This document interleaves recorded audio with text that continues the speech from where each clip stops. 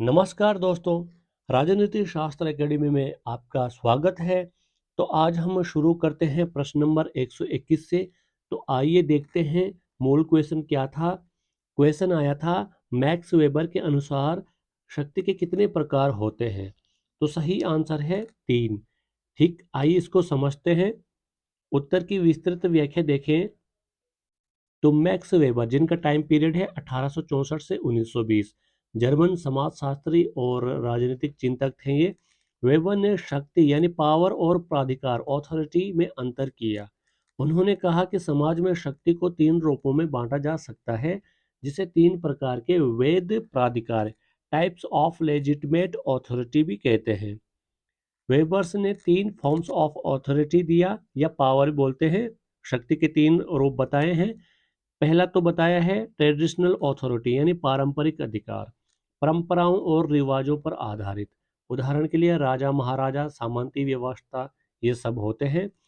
और दूसरा उसने बताया है कैरिस्मेटिक अथॉरिटी या करिश्माई अधिकार, किसी नेता के व्यक्तित्व और आकर्षण पर आधारित। अगर आकर्षण की बात करें, जैसे उदाहरण महात्मा गांधी हो गया, नेपोलियन हो गया, नेल्सन मंडेला हो गया। तो जो ऐसे नेता रहे हैं जिनसे मतलब भीड़ आसानी से आकर्षित होती थी या फिर इनका नेतृत्व प्रभावशाली था, तो ये करिश्माई अधिकार में आते हैं। लीगल रेशनल अथॉरिटी यानी कानूनी तर्क संगत अधिकार, कानून और नियमों पर आधारित। आधुनिक नौकरशाही और लोकतांत्रिक सरकारें इसी पर चलती है, जैसे आज के दौर में चल रहा है। आसान भाषा में समझे तो वेबर ने कहा कि सत्ता 3 तरीके से टिक सकती है। पहला परंपरा से, जैसे राजा होते हैं। दूसरा करिश्माई से, जैसे गांधी, हिटलर, नेल्सन मंडेला। और तीसरा कानून से, जैसे कि लोकतंत्र। बाकी विकल्प गलत थे। वेबर ने 3 रूप बताए। ठीक। अतिरिक्त तथ्य की बात की जाए तो वेबर की प्रसिद्ध पुस्तक इकोनॉमी एंड सोसाइटी 1922 में इन्होंने लिखी। उन्होंने आइडियल टाइप ऑफ ब्यूरोक्रेसी या आइडियल टाइप ब्यूरोक्रेसी और लेजिटिमेट अथॉरिटी की अवधारणा दी। ये हमने पहले भी देखा था। बार बार पूछा गया है अथॉरिटी के 3 रूप किसने बताए, तो मैक्स वेबर ने बताए हैं। और कौन अथॉरिटी आधुनिक लोकतंत्र में लागू होता है, कौन सा मतलब, तो ये है लीगल रेशनल अथॉरिटी। सिलेबस की बात करें तो यहाँ political theory and public administration, power authority and legitimacy, जो हमारा पॉलिटिकल थ्योरी वाला पार्ट है, और वेवर्स थ्योरी जो पब्लिक एडमिनिस्ट्रेशन वाला पार्ट है से जुड़ा हुआ है। एग्जाम रेफरेंस आप लोग देख सकते हो कितना इंपॉर्टेंट है ये। बात करते हैं अगले क्वेश्चन की। प्रश्न आया था, भारत में प्रशासनिक सुधार आयोग के प्रथम अध्यक्ष कौन थे। तो सही आंसर है मोरारजी देसाई। आइए इसको समझते हैं। प्रथम प्रशासनिक सुधार आयोग यानी फर्स्ट एआरसी, शॉर्ट में हम इसको बोलते हैं, इसका गठन होता है 1966 में। उद्देश्य क्या है, भारत में प्रशासन को अधिक दक्ष और जनोन्मुखी, पीपल ओरिएंटेड बनाना। प्रथम अध्यक्ष कौन थे, मोरारजी देसाई। उस टाइम ये उप प्रधानमंत्री थे। बाद में जब वे प्रधानमंत्री बने तो उनके स्थान पर के हनुमंथैया को अध्यक्ष बनाया गया। आसान भाषा में समझें तो पहले प्रशासनिक सुधार आयोग के पहले चेयरमैन मोरारजी देसाई थे। बाकी विकल्प की बात की जाए तो संतानम, यह संतानम समिति 1964 के अध्यक्ष थे, जिसने भ्रष्टाचार पर रिपोर्ट दी थी। हनुमंथैया ये प्रथम एआरसी के दूसरे अध्यक्ष बने जब मोरारजी देसाई प्रधानमंत्री हो गए। और एच बी कामत की बात करें तो इनका कोई भी संबंध इससे नहीं है, और मोरारजी देसाई ही सही आंसर हो जाते हैं। अतिरिक्त तथ्य की बात की जाए तो फर्स्ट एआरसी 1966 1970 कुल में गठित होती है 1966 में। और कुल 20 रिपोर्ट ये प्रस्तुत करती है, जिसमें मुख्य सिफारिश क्या होती है, लोकायुक्त और ये लोकपाल और लोकायुक्त की स्थापना करना। ठीक, ये लोकपाल और लोकायुक्त की स्थापना करना। यहाँ ध्यान रखना आप लोग। केंद्रीय मंत्रिपरिषद का पुनर्गठन हो गया, जिला प्रशासन सुधार हो गया, और सिविल सेवा सुधार की बात करते हैं। सेकेंड एआरसी की बात की जाए तो यह 2005 में गठित होती है और अध्यक्ष कौन है, वीरप्पा मोइली। बार बार पूछा जाता है कि फर्स्ट एआरसी का गठन कब हुआ, 1966 में। और फर्स्ट एआरसी का प्रथम अध्यक्ष कौन थे, मोरारजी देसाई। और सेकेंड एआरसी के अध्यक्ष कौन थे, वीरप्पा मोइली। सिलेबस की बात की जाए तो यह public administration administrative reforms in India, first and second ARC से जुड़ा हुआ है। एग्जाम रेफरेंस आप लोग देख सकते हो कितना इम्पोर्टेंट है और आने की कितनी इसकी संभावना है। बात करते हैं अगले क्वेश्चन की। तो मूल क्वेश्चन जो आया था, ग्रेक्यूनास के अनुसार संगठन के 3 संबंधों में निम्नांकित में से कौन सा सम्मिलित नहीं है? तो डी ऑप्शन सही है, दोहरे आड़े तिरछे संबंध। ये बिल्कुल उनसे संबंधित नहीं है। आइए इसको देखते हैं। डबल क्रॉस संबंध भी बोलते हैं इंग्लिश में से। उत्तर की विस्तृत व्याख्या देखें तो वी ए ग्रेकुनास 1933 में इन्होंने स्पैन ऑफ कंट्रोल सिद्धांत के गणितीय व्याख्याता हैं ये। इन्होंने यह सिद्धांत दिया था और उन्होंने संगठन में 3 प्रकार के संबंध बताए जो किसी प्रबंधक और उसके अधीनस्थों के बीच होते हैं। ग्रेकुनास के 3 संबंध क्या क्या हैं इसको समझते हैं। पहला है डायरेक्ट सिंगल रिलेशनशिप, प्रत्यक्ष एकल संबंध, यानी बॉस और प्रत्येक अधीनस्थ के बीच प्रत्यक्ष संबंध। दूसरा क्या था, डायरेक्ट ग्रुप रिलेशनशिप, प्रत्यक्ष समूह संबंध, यानी बॉस और अधीनस्थों के पूरे समूह के बीच संबंध। और तीसरा क्या था, क्रॉस रिलेशनशिप या पार संबंध भी बोलते हैं इसको, अधीनस्थों के बीच आपस का संबंध लेकिन जो बॉस को भी प्रभावित करता है। यही इन्होंने 3 प्रकार का बताया। ग्रेकुनास ने केवल यही 3 प्रकार के संबंध बताए। डबल क्रॉस रिलेशनशिप नाम का कोई भी संबंध इससे नहीं है। ठीक, बाकी विकल्पों की बात करें तो और सारे सही थे, केवल डबल क्रॉस रिलेशनशिप सही नहीं था। यही हमारा आंसर होता है। फिर बात करें अतिरिक्त तथ्य की, तो ग्रेकुनास ने दिखाया कि जैसे जैसे अधीनस्थों की संख्या बढ़ती है संबंधों की जटिलता बहुत तेजी से बढ़ती है। उदाहरण के लिए 2 अधीनस्थ में 6 संबंध, 3 अधीनस्थ में 18 संबंध और 4 अधीनस्थ में 44 संबंध।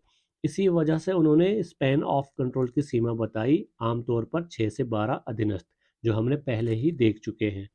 बार बार पूछा जाता है कि स्पैन ऑफ कंट्रोल का गणितीय विश्लेषण किसने किया? ग्रेकुनास ने किया। और 3 प्रकार के संबंध, डायरेक्ट सिंगल, डायरेक्ट ग्रुप और क्रॉस रिलेशनशिप, इन्होंने ही बताए। बात करें सिलेबस की, तो यह प्रश्न public administration, organisation theory, span of control, Graicunas relationship से जुड़ा हुआ है। एग्जाम रेफरेंस आप लोग देख सकते हो कितना इंपॉर्टेंट है ये क्वेश्चन। आगे हम अगले क्वेश्चन की बात करें तो क्वेश्चन था, निम्न में से कौन सा राष्ट्रपति अमेरिका में स्पॉइल्ड सिस्टम के जनक के रूप में जाने जाते हैं? तो सही आंसर है डी, जैक्सन। आइए इसको समझते हैं। एंड्रयू जैक्सन इनका नाम है। उत्तर की विस्तृत व्याख्या देखें तो स्पॉइल्स सिस्टम लूट प्रणाली या पद बांटने की प्रणाली इसको बोलते हैं। यह प्रणाली अमेरिका में 19वीं सदी की शुरुआत में लागू हुआ। इसके अनुसार जब भी कोई नई पार्टी सत्ता में आती थी तो वह अपने समर्थकों और कार्यकर्ताओं को सरकारी पदों पर नियुक्ति करती थी। ठीक, इसे to the victor belong the spoils, विजेता को लूट का अधिकार कहकर न्यायोचित ठहराया गया। एंड्रयू जैक्सन जिनका टाइम पीरियड 1829 से 1837 है, ये राष्ट्रपति होते हैं अमेरिका के और इन्हीं को इसका जनक कहा जाता है। उन्होंने खुले रूप से अपने समर्थकों को सरकारी पद बांटे। इससे प्रशासन में राजनीतिक पक्षपात या पॉलिटिकल पेट्रोनेज बढ़ा। अब क्या होता है, आसान भाषा में समझते हैं। जैसे चुनाव जीतने के बाद नेता अपने चहेतों को मलाईदार पद बांटता है, अमेरिका में इसे सबसे पहले जैक्सन ने संस्थागत रूप दिया, इसलिए उन्हें फादर ऑफ स्पॉइल्स सिस्टम कहा जाता है। बाकी विकल्पों की बात करें तो निक्सन ये 20वीं सदी के राष्ट्रपति थे, वाटरगेट स्कैंडल से ये जुड़े थे। वॉशिंगटन की बात की जाए तो यह पहले राष्ट्रपति थे, पर स्पॉइल्स सिस्टम उनसे नहीं जुड़ा है। जेफरसन की बात की जाए तो यह तीसरे राष्ट्रपति थे, लेकिन क्वेश्चन से ये भी संबंध नहीं थे। सही आंसर हमारा क्या था, हमने देख लिया। अतिरिक्त तथ्य की बात की जाए तो मेरिट सिस्टम या मेधा आधारित भर्ती स्पॉइल्स सिस्टम की जगह बाद में Pendleton civil service reform act 1883 लाया गया। इसके माध्यम से मेरिट सिस्टम लाया गया। ठीक, स्पॉइल सिस्टम की आलोचना इसलिए हुई क्योंकि इससे प्रशासन में भ्रष्टाचार और अयोग्यता बढ़ी। बार बार पूछा जाता है। स्पोइल्स सिस्टम का जनक कौन है? Andrew Jackson. और मैरिज सिस्टम कब शुरू हुआ? 1883 में पेंडल्टन एक्ट के द्वारा। सिलेबस की बात की जाए तो यह प्रश्न public administration, civil services and recruitment system से जुड़ा हुआ है। स्पोइल्स वर्सेस मेरिट सिस्टम से जुड़ा हुआ है। एग्जाम रेफरेंस आप लोग देख सकते हो यह कितना इंपॉर्टेंट है। अगले क्वेश्चन की बात की जाए तो मूल क्वेश्चन को देखते हैं। क्वेश्चन आया था द्वितीय प्रशासनिक सुधार आयोग की स्थापना कब हुई थी? तो सही आंसर है 31 अगस्त 2005 को। ठीक, आइए इसको समझते हैं। उत्तर की विस्तृत व्याख्या देखें। द्वितीय प्रशासनिक सुधार आयोग, सेकंड एआरसी, इसका गठन 31 अगस्त 2005 को होता है। प्रशासन को क्या उद्देश्य रहता है इसका? प्रशासन को पारदर्शी, ट्रांसपेरेंट, उत्तरदायी, अकाउंटेबल और जन केंद्रित, सिटीजन सेंट्रिक बनाना है। अध्यक्ष वीरप्पा मोइली होते हैं और आयोग ने कुल 15 रिपोर्ट प्रस्तुत की थी। आगे हमने देख लिया था कि जो फर्स्ट एआरसी थी उसने 20 रिपोर्ट सौंपी थी। अब इसकी क्या मुख्य सिफारिशें हैं सेकंड एआरसी का? आरटीआई को और मजबूत करना, ई गवर्नेंस को लागू करना और लोकपाल और लोकायुक्त संस्थाओं को प्रभावी बनाना। ठीक, लेकिन फर्स्ट एआरसी ने इनकी बात शुरू में की थी, लेकिन सेकंड एआरसी ने इनको प्रभावी बनाने की बात की। भ्रष्टाचार निरोधक उपाय बताए और पुलिस सुधार और न्यायिक सुधार की बात की। आसान भाषा में समझे तो दूसरा प्रशासनिक सुधार आयोग 2005 में बना और इसने शासन को जनता के लिए अधिक जवाबदेह और पारदर्शी बनाने पर जोर दिया। बाकी विकल्प बिल्कुल गलत हो जाते हैं। अतिरिक्त तथ्य की बात की जाए तो फर्स्ट एआरसी 1966 से 70, अध्यक्ष मोरारजी देसाई, बाद में हनुमंतैया। सिफारिश लोकपाल, लोकायुक्त और जिला प्रशासन सुधार की बात करते हैं। सेकंड एआरसी की बात की करते हैं तो 2005 से 2009 वीरप्पा मोइली फर्स्ट अध्यक्ष होते हैं और सिफारिश करते हैं आरटीआई, ई गवर्नेंस और भ्रष्टाचार निवारण की। बार बार पूछा गया कि फर्स्ट एआरसी का गठन कब होता है? 1966 में। और सेकंड एआरसी कब बनी? 2005 में। सेकंड एआरसी का अध्यक्ष कौन थे? वीरप्पा मोइली। सिलेबस की बात की जाए तो यह public administration, administrative reforms in India, first ARC and second ARC से जुड़ा हुआ है। एग्जाम रेफरेंस आप लोग देख सकते हो कितना इम्पोर्टेंट है और आने की इसकी कितनी संभावना है। बात करते हैं अगले क्वेश्चन, प्रश्न नंबर 126 की। तो मूल क्वेश्चन को देखें तो क्वेश्चन था निम्नलिखित में से किस विचारक ने प्रशासन को वांछित उद्देश्यों की प्राप्ति के लिए मानवीय एवं भौतिक संसाधनों के संगठन और संचालन की संज्ञा दी है? तो सही आंसर है जे एम फिपनर। आइए इसको समझते हैं। उत्तर की व्याख्या देखें तो जे एम फिपनर कौन थे, जिनको जेम्स एम फिपनर भी कहते हैं? अमेरिकी लोक प्रशासन के प्रसिद्ध विद्वान थे ये। उन्होंने लोक प्रशासन को एक प्रबंधकीय प्रक्रिया यानी मैनेजरियल प्रोसेस के रूप में देखा। उनका जोर था कि प्रशासन का मूल कार्य संगठन और निर्देशन है तक, ठीक है, ये है, और ताकि सीमित संसाधनों से अधिकतम परिणाम हासिल किए जा सके। और पिपनर का आगे हम अर्थ देखते हैं। उन्होंने ऑर्गेनाइजेशन की बात की थी। इसका अर्थ है लोगों और वस्तुओं को एक व्यवस्थित ढांचे में संगठित करना ताकि वे एक ही लक्ष्य की ओर काम करें। और डायरेक्शन की उन्होंने बात की। निर्देशन, नेतृत्व, आदेश और प्रेरणा के माध्यम से सबको सही दिशा में कार्यरत रखना। और डिजायर्ड एंड्स की बात की इन्होंने, जो लक्ष्य थे। प्रशासन का अंतिम उद्देश्य हमेशा किसी न किसी सामूहिक लक्ष्य की प्राप्ति होता है, जैसे विकास, सेवा, सुरक्षा आदि। पिफनर का दृष्टिकोण क्या है? प्रशासन केवल सरकारी कार्य नहीं बल्कि हर संस्था में लागू एक प्रबंधकीय प्रक्रिया है, मैनेजरियल प्रोसेस। इसका केंद्र बिंदु लोगों और संसाधनों का समन्वय है, कोऑर्डिनेशन। उन्होंने यह भी कहा कि प्रशासन का उद्देश्य एफिशिएंसी प्लस इफेक्टिवनेस दोनों सुनिश्चित करना है। अन्य विकल्प की बात करें तो जो एच ए साइमन है, यह निर्णय निर्माता, डिसीजन मेकिंग पर जोर देते हैं। एडमिनिस्ट्रेशन इज डिसीजन मेकिंग इनका काम है। एल डी वाइट की बात की जाए तो प्रशासन को नीति के कार्यान्वयन की प्रक्रिया मानते हैं। और JAV की बात की जाए तो प्रशासन को सह संबंधित सामाजिक प्रक्रिया, सोशल प्रोसेस के रूप में देखते हैं। सही आंसर हमारा फिफनर था, जिन्होंने मानव और भौतिक संसाधनों का संगठन व निर्देशन पर बल दिया।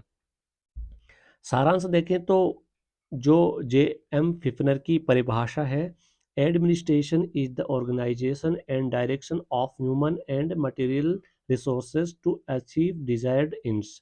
प्रशासन एक संगठित प्रक्रिया है जो संसाधनों और लोगों को लक्ष्य की प्राप्ति के लिए समन्वित करती है।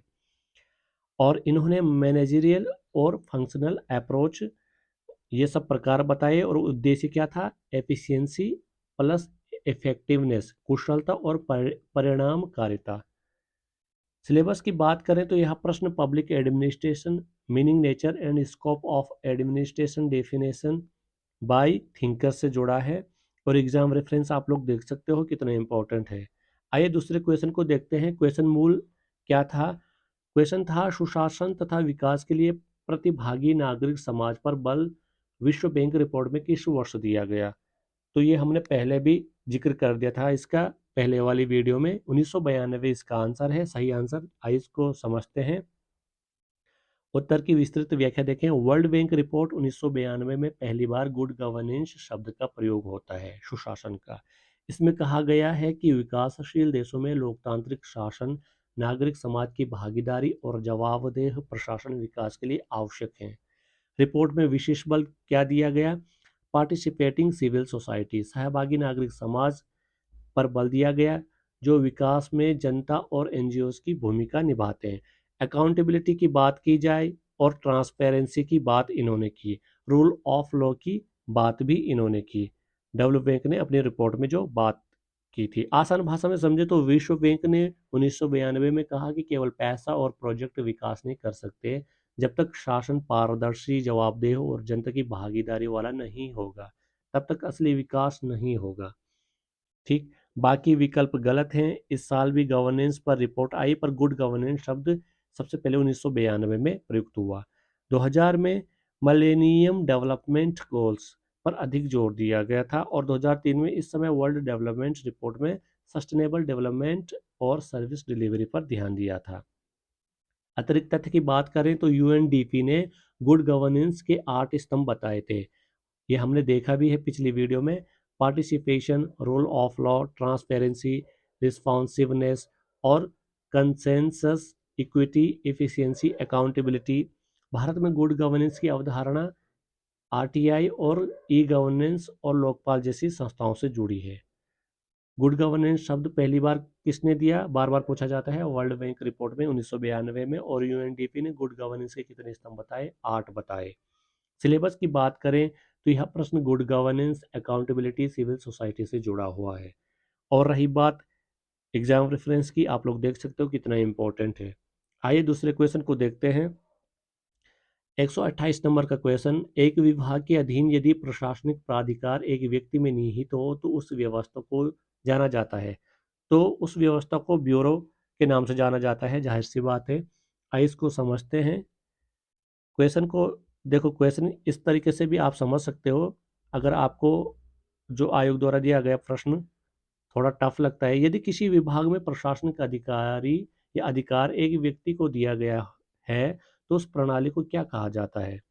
तो उस प्रणाली को क्या कहा जाता है? ब्यूरो कहा जाता है। ठीक, आइए इसको समझते हैं। उत्तर की विस्तृत व्याख्या देखें तो प्रशासनिक संगठन में दो प्रकार की व्यवस्थाएं पाई जाती है।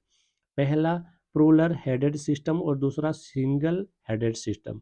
अब प्लूरल हेडेड सिस्टम या बहुप्रधान प्रणाली में क्या होते हैं? जैसे कमीशंस होते हैं, आयोग, परिषद, काउंसिल बोलते हैं जिनको, या बोर्ड होते हैं। ठीक, सिंगल हेडेड सिस्टम या एकल प्रधान प्रणाली में ब्यूरो होते हैं।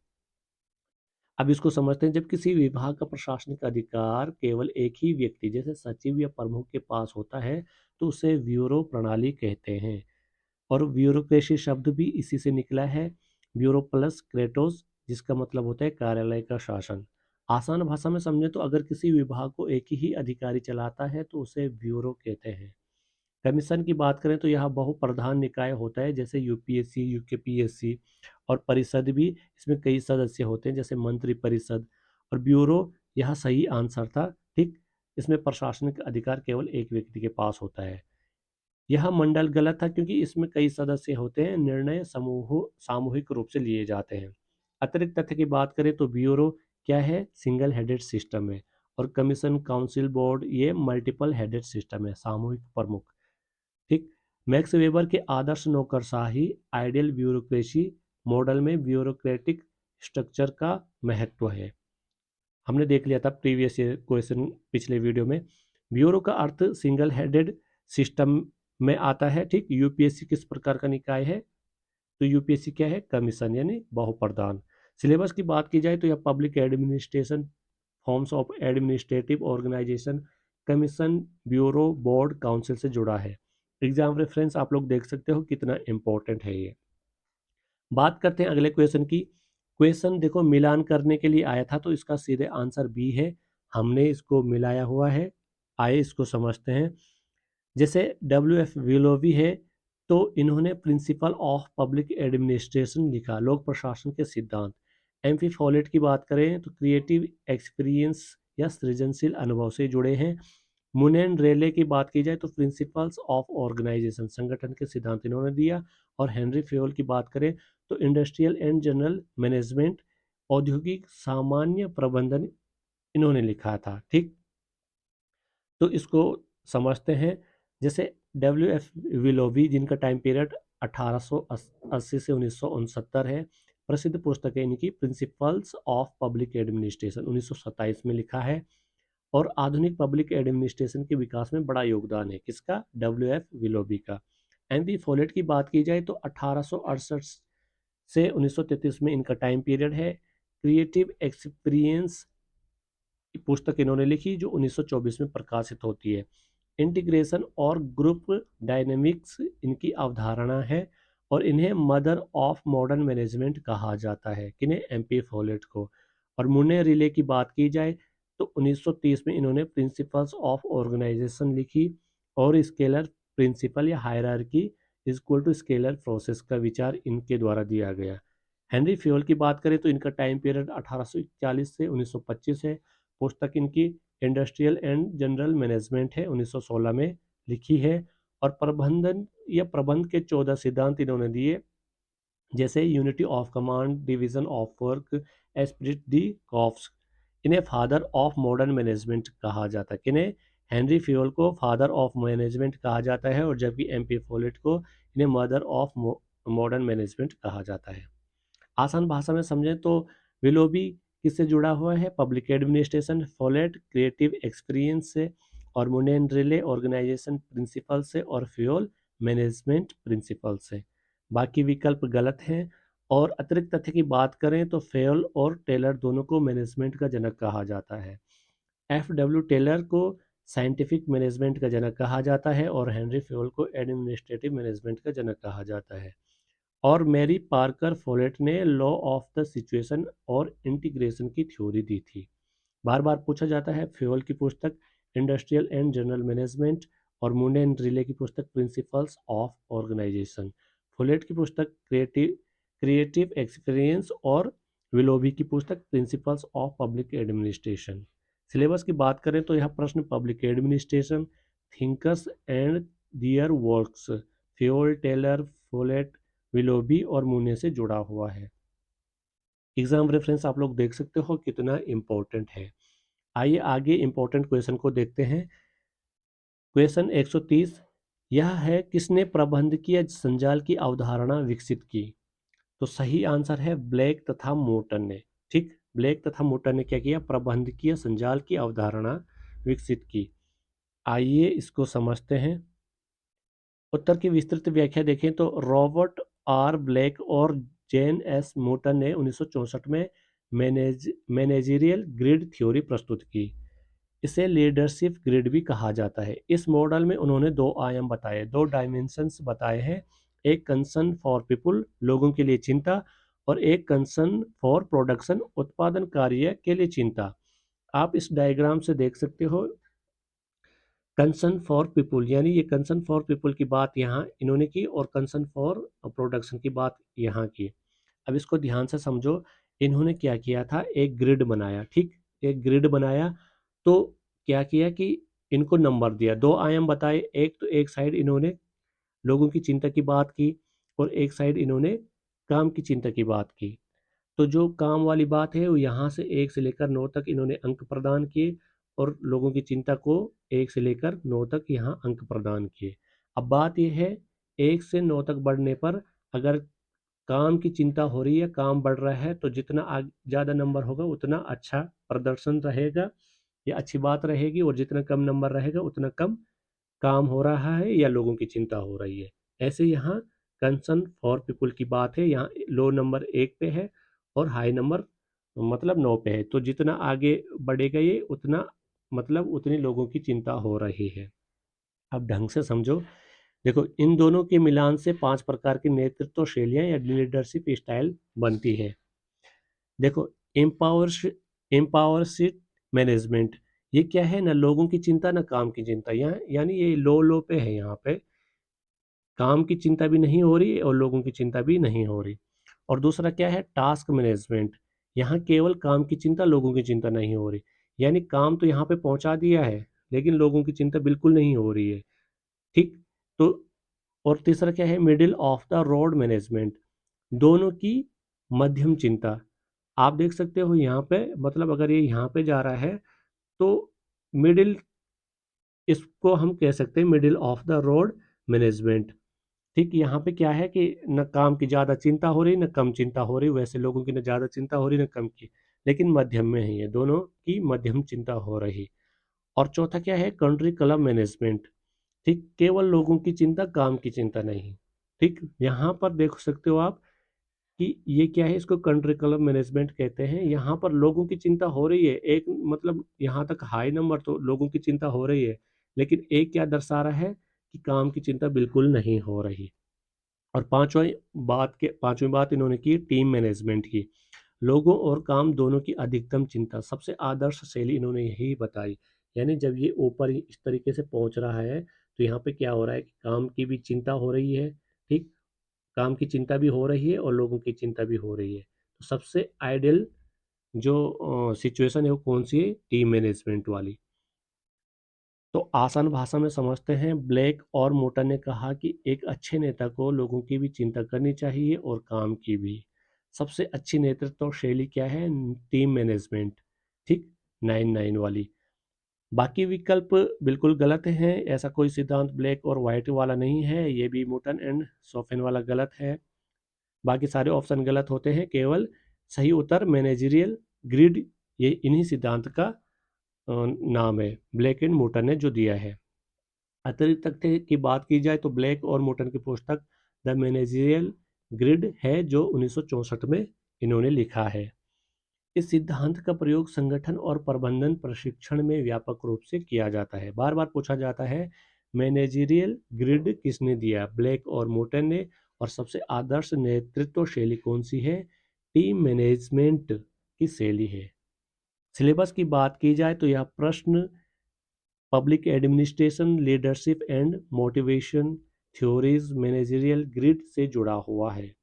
एग्जाम रेफरेंस आप लोग देख सकते हो कितना इम्पोर्टेंट है ये और आने की कितनी संभावना है। दोस्तों आज के लिए बस इतना ही। उम्मीद है कि आज के ये प्रश्न और उनका विश्लेषण आपके लिए उपयोगी साबित हुए होंगे। अगर आपको वीडियो पसंद आया हो तो इसे लाइक करें, अपने दोस्तों के साथ शेयर करें और सबसे ज़रूरी राजनीति शास्त्र एकेडमी को सब्सक्राइब करें ताकि अगला पार्ट और आने वाली सीरीज़ का कोई भी वीडियो आपसे मिस ना हो। जिन लोगों ने पिछले वीडियो अब तक नहीं देखे हैं वो पहले के पार्ट जरूर देखें क्योंकि हर वीडियो पिछले वीडियो से जुड़ा हुआ है। और हाँ, आप हमारे टेलीग्राम चैनल राजनीति शास्त्र एकेडमी को जरूर ज्वाइन करें जहां आपको free exam materials, UKPSC political science के करंट अफेयर्स अपडेट्स और पीडीएफ नोट्स मिलेंगे। जिन छात्रों को इस पीवाईक्यू सीरीज की पीडीएफ खरीदनी है वो टेलीग्राम से सीधे ले सकते हैं। फिलहाल पहले 11 प्रश्नों का एनालिसिस पीडीएफ मैंने एक सैंपल के रूप में फ्री अपलोड किया है, उसे जरूर डाउनलोड करें और पढ़ें। पढ़ाई में निरंतरता बनाए रखें क्योंकि सफलता एक दिन की मेहनत नहीं, हर दिन के छोटे छोटे प्रयासों का परिणाम होती है। धन्यवाद, मिलते हैं अगले वीडियो में, तब तक के लिए जय हिंद और शुभकामनाएं।